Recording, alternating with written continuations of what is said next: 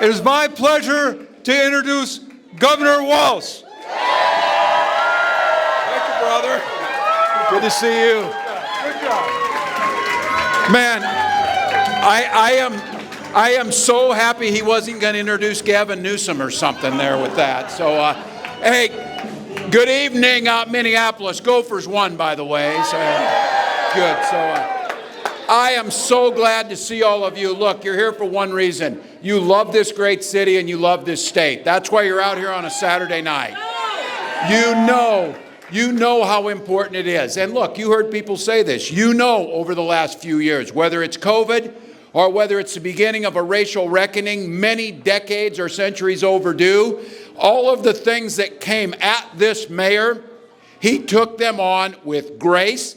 He took them on with a sense of optimism, and I can tell you as the governor of this state, there is no better partner in this state's largest city than Jacob Frey. Look, I get it. He and I have talked a little bit about this.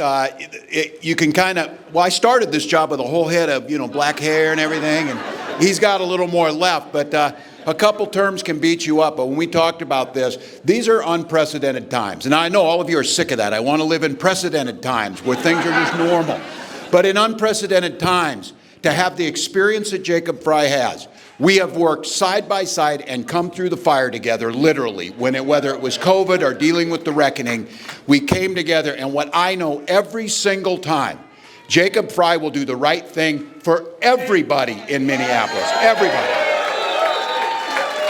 He talks about the vast constituency. He makes sure that those who are left in the shadows are lifted up. He makes sure that we're talking about revitalizing this great city in downtown, bringing things here, making sure that we got US Bank Stadium not only built, it was because of him and the work we did together. That's the first stadium in the history of this country that was paid off in 8 years in its entirety. So it's the things about running the city, tackling crime where it's at, doing the things necessary. But I'll tell you the one thing that every single time impresses me. Jacob does it with that sense of optimism. He is a good and decent man. He does the work.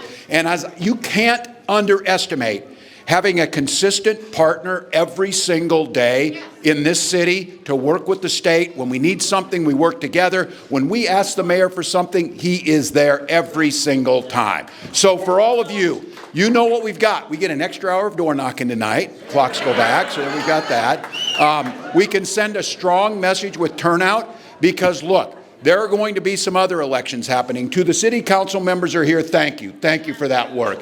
To the folks, I think we've got some school board members out there working hard. It's hard work, but it's the work that needs to be done. And on Tuesday night, when Jacob Frey wins on that first ballot, we get these things done.